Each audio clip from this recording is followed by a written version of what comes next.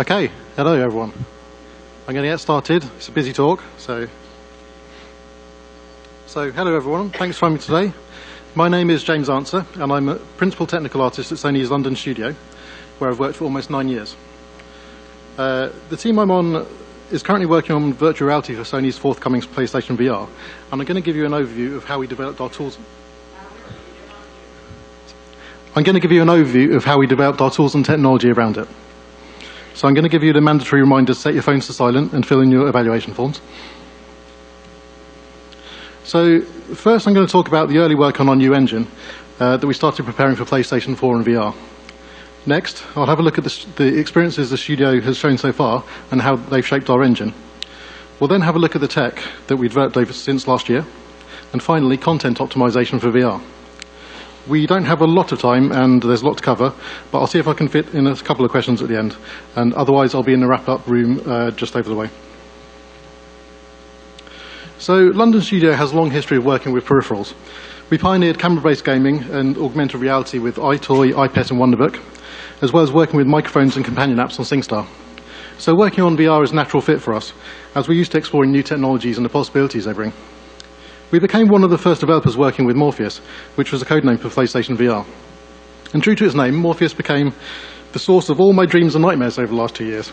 A dream because VR is incredibly cool to work with, and being able to inhabit the worlds you create is amazing. And a nightmare because there are a hell of a lot of challenges in being the first.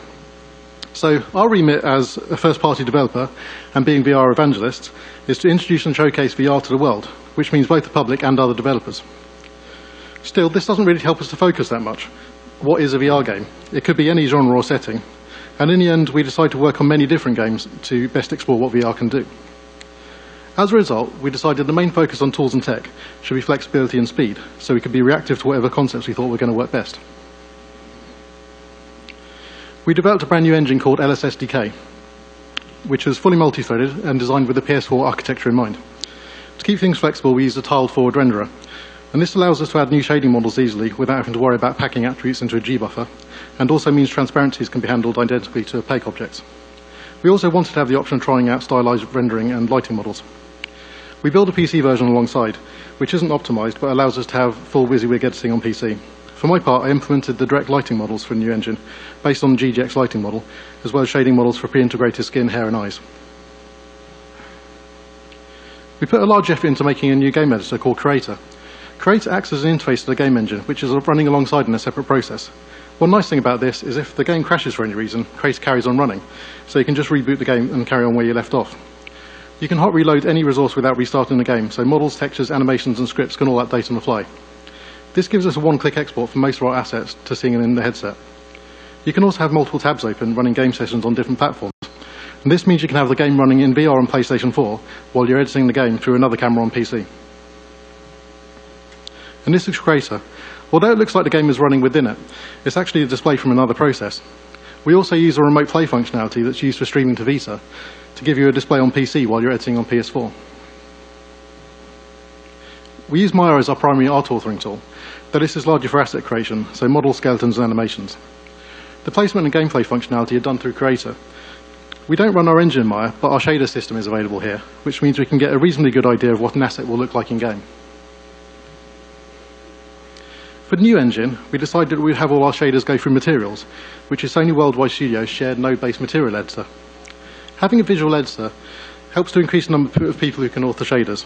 We write the lighting models in code and expose material parameters as an interface in a node graph. Personally speaking, I prefer writing code to node graphs a lot of the time for complex effects. Big node graphs can often end up being write-only, so you know what you're doing when you author it, and it all seems to make sense at the time, until you come back a week later and it just looks like spaghetti. We do alleviate this to a degree by creating custom nodes with shader code in. So all the not orange nodes in this graph are bespoke code with multiple inputs and outputs. And this really helps us to use the best fit of code versus nodes where it's suited.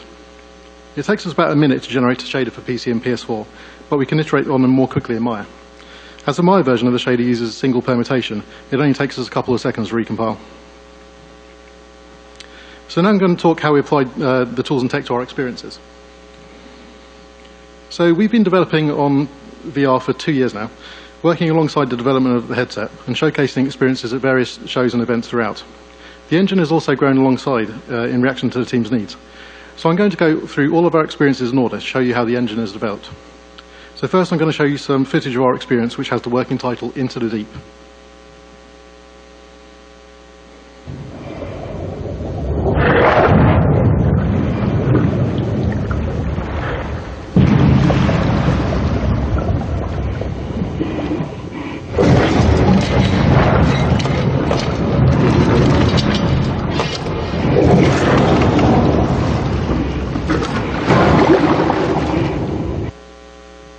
It is still quite funny to hear screams coming from meeting rooms where people play that for the first time. We experimented with many different concepts, but the one we wanted to show first was Into the Deep. We showed this at GDC 2014 with the first public showing of Morpheus. The Deep is a trip through a coral reef in a diving cage down into the depths of the ocean, where you encounter an enormous great white shark up close. And we already had some pretty unique rendering requirements.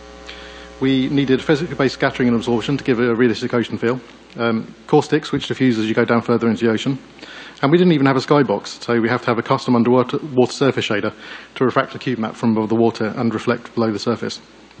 But more than that, this was really the first test of our engine and tools. Basically everyone was getting up to speed at this point and learning how to use physically based materials.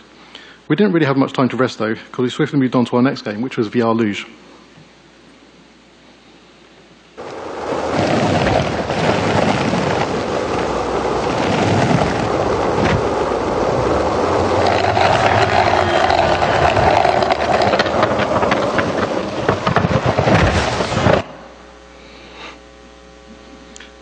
VR Luge is an adrenaline-filled rush down a mountainside on a luge, dodging traffic controlled entirely through the headset through leaning. We showed this for the first time at E3 2014, so it was pretty soon after the last demo. For the luge we developed localized cube maps as we wanted to have reflections as you go through tunnels. We also added an atmospheric sky simulation to give a realistic sky colour and scattering on the scenery, which can be augmented with cloud textures. We had decal support at this stage. As we're using a forward renderer, decals can be quite expensive, so we tend to use stenciled alpha on decals where possible, but we do have the option of blended. And our prepass also outputs normals, which allows us normal blending. And the next game we developed was London Heist. I'm gonna put some flesh in you little pieces. I don't give a monkey's what Frank thinks about you. I don't trust you. And you know why? Because there's only two people who could have taken Serena today. You or me. And went for me. Now you two where with her. Sake. So, our first showing of the London Heist was last year at GDC, and it's an experience where you're being interrogated by a burly gangster called Mickey, who wants to know what happened during a botched heist. You then have a flashback to the heist itself, where you can interact with objects and have a shootout with dual move controllers. So we had a fair amount of time since the last game at this point, so there's many new features. The main one's a resolution increase.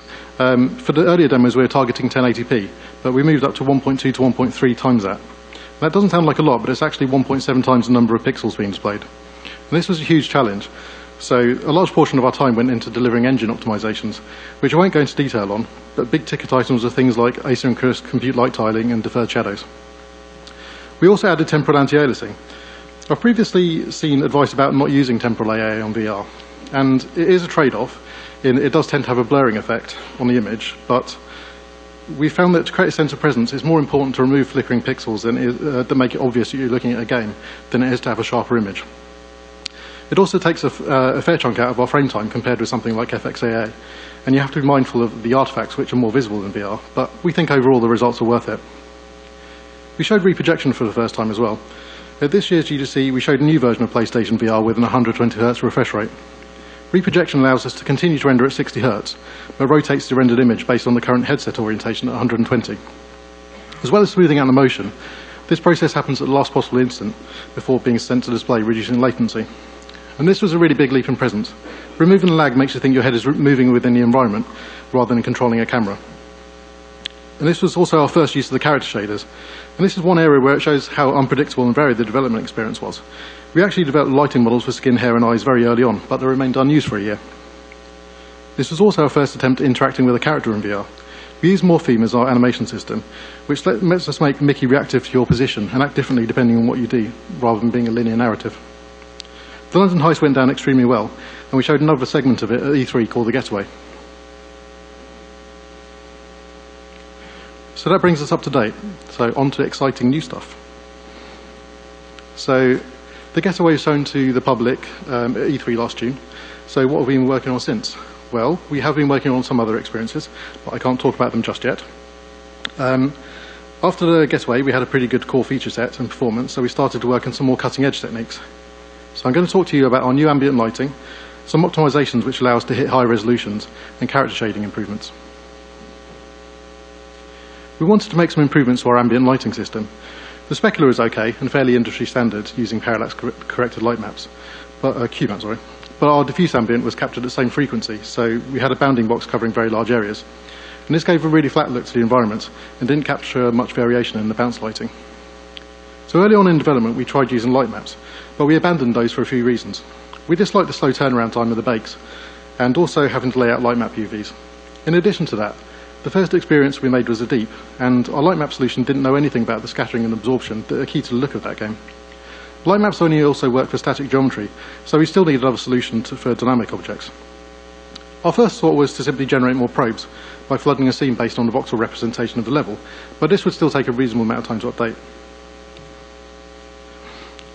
Bruno, one of our graphics programmers, had another idea and developed a solution called light fields.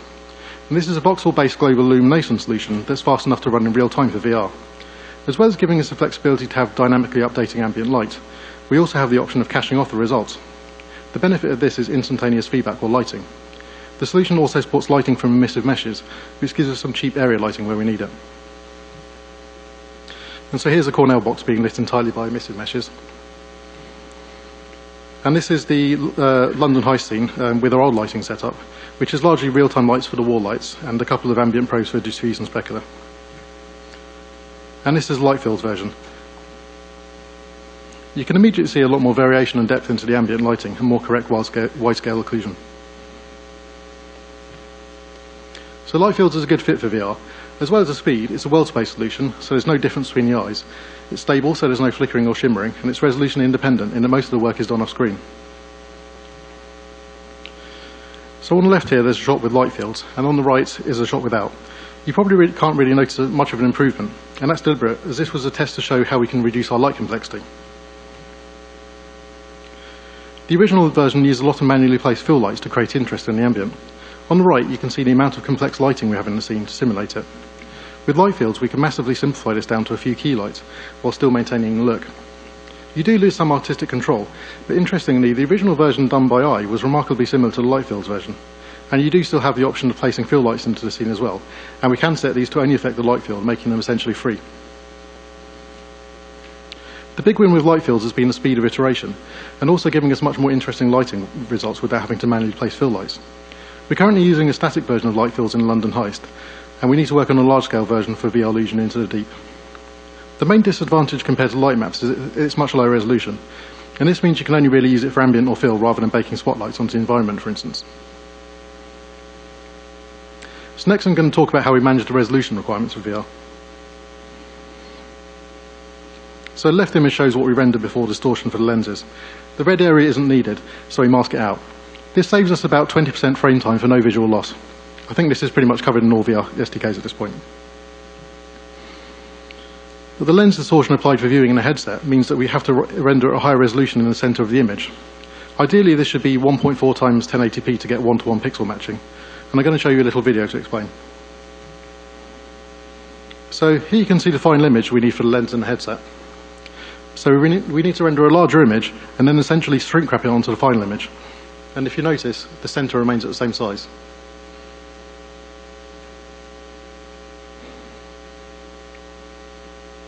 As you can see, there's a lot of resolution used on the outside of the image. Not only is it oversampled compared to the middle, but generally speaking, you don't really care about it as much. Other solutions that have been proposed in the past include rendering a high-resolution insert in the center, or NVIDIA's solution, which is to have 9 render targets stitched together. But we wanted to have a solution that didn't increase the number of targets, because doing so has a number of disadvantages, like extra vertex processing, having to render overlaps to have a smooth transition between different resolutions, and the extra CPU burden of having to render the objects multiple times. So we came up with a technique which we call a resolution gradient. So here's a shot of Into the Deep. And we mask out a dither pattern in increasing amounts, so 25%, 50%, and then 75% of the pixels are discarded at the edges.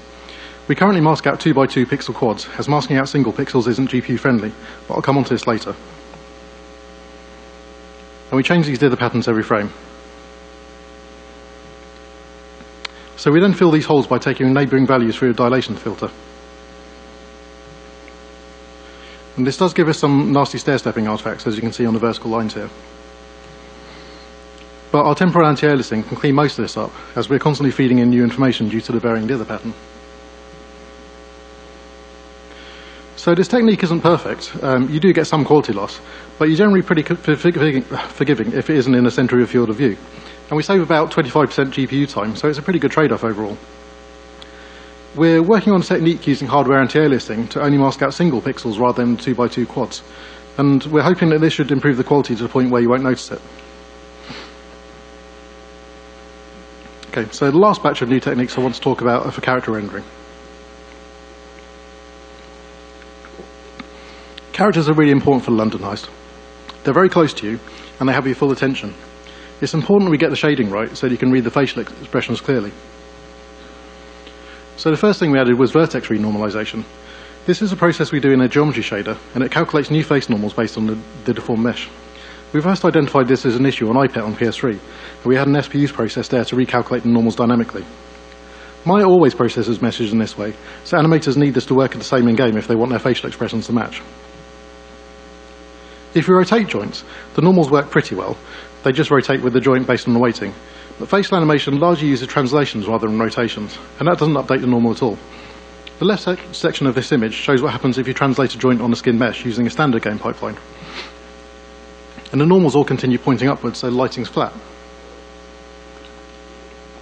The right-hand section is what happens when you generate new face normals. Everything works like you'd expect. So here's a standard game skinning pipeline. And this is the same mesh with recalculated normals. Now, it's difficult to say that one looks more correct than the other from a still, but the important thing is that normals are constantly changing on the recalculated version, making the face feel much more alive. So the next thing we added was support on the skin shader for bent normals. Bent normals are a normal map that store the average unoccluded direction of a point on the mesh. When you apply them to your ambient lighting lookups, you can reduce the amount of light leaking coming through areas that should be occluded. With storing bent normals and wrinkle maps, we ended up having quite a lot of textures. To reduce the memory and bandwidth requirements, we stored the wrinkle maps and bent normals as offsets from the high-resolution base normal map. We only need these offset maps to reflect coarse lighting changes on the face, with high-frequency detail like pores and smaller wrinkles remaining on the base map. We packed these 5 offsets into 3 textures using BC7. So this is standard normal mapping, and this is with bent normals. And you can hopefully see the reduced light leaking, particularly on the bottom of the nose. So lastly, I want to talk about our ambient occlusion on characters. We had a pretty good refractive eye shader, but the most common complaint about it is it didn't seem bedded in enough. We had similar complaints about teeth being too bright. Now this really comes down to having a good AO solution, and in this case screen space occlusion didn't really give us the resolution or control we need. Previous solutions to this problem have included skinning geometry with an AO gradient onto the eyelids and lips, but this is pretty fiddly as it's difficult to manage the interpenetration on the meshes with all the poses. So I had the idea to generate a distance field representing the eyelids and mouth. Looking at the skeleton, we already had joints fairly well placed in these areas, so I just create a ring of line segments using these positions and calculate the distance to the nearest one.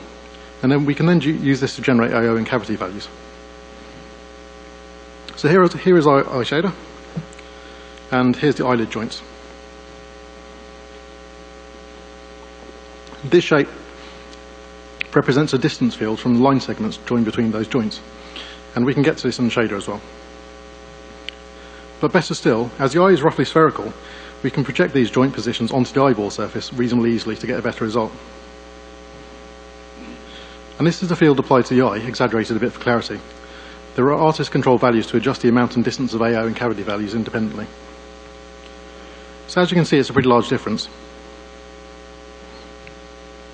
And this is a shader code.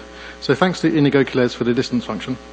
It is a fair amount of maths, but the pixel coverage is generally low.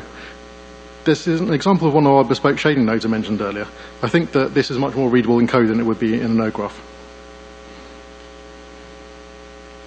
So here's the face without distance field AO and width. So the facial expression here reads quite differently with the AO applied.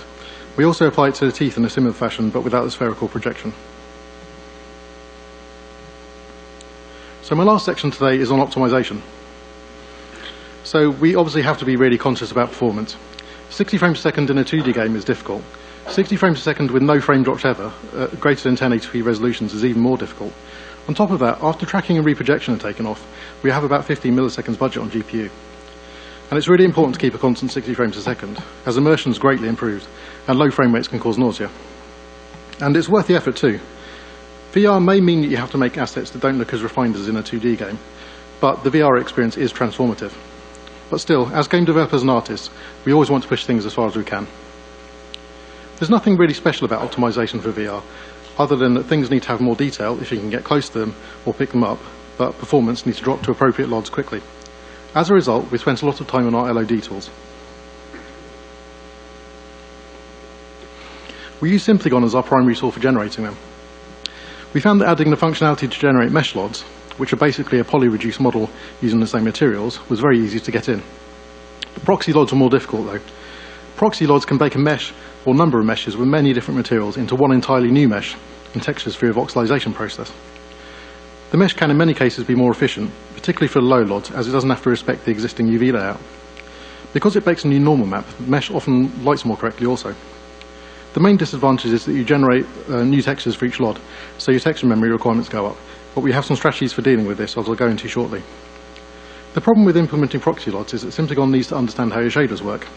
We have a wide variety of shaders that we want to bake down, and although Simplygon has functionality for this, we didn't want to build a system to translate our shaders over. But Andrew Maximov from Naughty Dog had a cool suggestion. If you can already render your materials in Maya, and we can, just flatten them into UV space and do some renders. So that's what we did. So here we have a drone from the deep. It's a relatively simple shading setup of just 2 materials and 7 textures. Obviously with layered shaders you can have a lot more inputs. The input mesh here is about 14,000 polys. So the first thing we do is to bake all the material outputs from the shader. And these correspond with the values that we pass from our material editor into our lighting models. So this is a shader that's used on a drone. As you can see, it's pretty simple. It doesn't really do much other than read a few textures and pass some values along. So we run the model through Maya's automatic UV mapping to generate a new set of unique UVs, and use the vertex shader to flatten the model into UV space. So here's the process of world space normals. And we go through this process for 6 maps, which are base color, world space normals, metallic, gloss and occlusion packed into one texture. We render out emissive, but that's an HDR value, so we pack this into RGBD format over 2 textures, and opacity. We also pad the edges to remove any seams. And this all gets sent into Simplygon, and we end up with our LED1 model, which is about 3,800 triangles. So the textures you can see here don't make a lot of visual sense, as they've been swizzled. We convert the base color from RGB into YCOCG, Luma and Chroma format, and store these textures at different resolutions. So the largest texture here contains the normal X and Y, the gloss, and the base color luminance. And these are the most important components. The next texture contains the base color's 2 chroma channels, metallic and occlusion. And this can not only be stored at a low resolution to save memory, but we also bias the texture sampling to always sample 1 bit lower than usual to reduce texture bandwidth. The last texture contains the emissive stored in RGB packed format. For this model we need emissive, but obviously not all models do. So emissive and opacity textures are only generated and used on models that need them. And all the textures are compressed as BC7. So we already store the second texture at a low resolution, but in many cases even that can be improved upon. So here we've replaced the second LOD texture with just vertex colors. There's a noticeable difference on this model, particularly on the bottom of the turbines. But many models have very little variance in their chroma or metallic parameters, and you can only really spot a difference in the occlusion. And the result of this is that many of our proxy LODs can represent the full physically based material using only 1 texture read. And I'm hoping on our next project that we can get some of these packing techniques onto our main models, as well as the LODs, to reduce our texture bandwidth. So I think that's about all I have time for today. So in conclusion, we had a lot to do at the same time. The arrival of PS4, developing a new engine, and also writing the rulebook for VR as we went along was really hard. Our approach to making a flexible pipeline made this a lot easier. If in the future we develop a title which has more known content, it's likely we'll shift our focus away from the pure flexibility we have now to solutions that are a bit more bespoke for the game. However, we're likely to keep many of the same philosophies in the future, particularly around keeping the iteration times down to as short as possible. So thank you for coming, everyone. I think possibly got time for a couple of questions, maybe?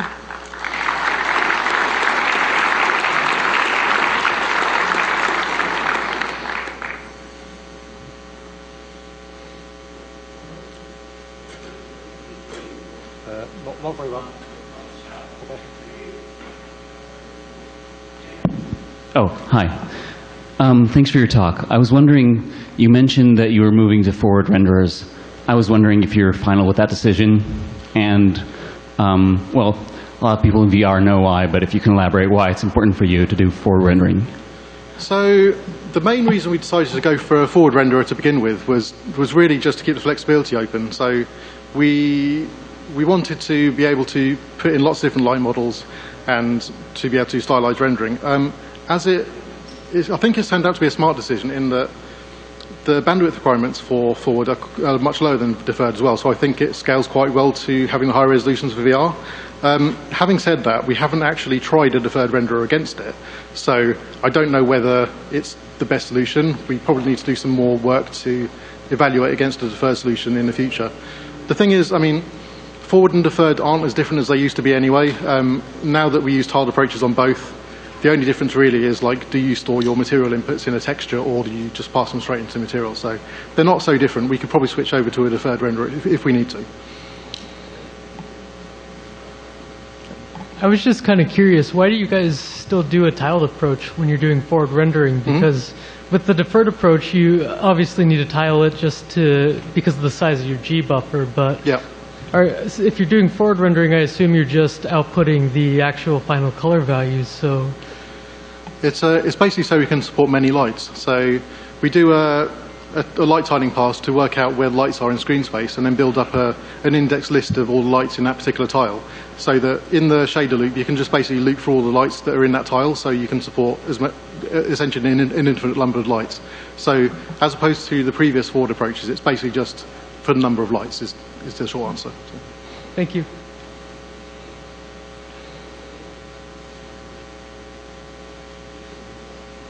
Okay. Thank you very much. If anybody else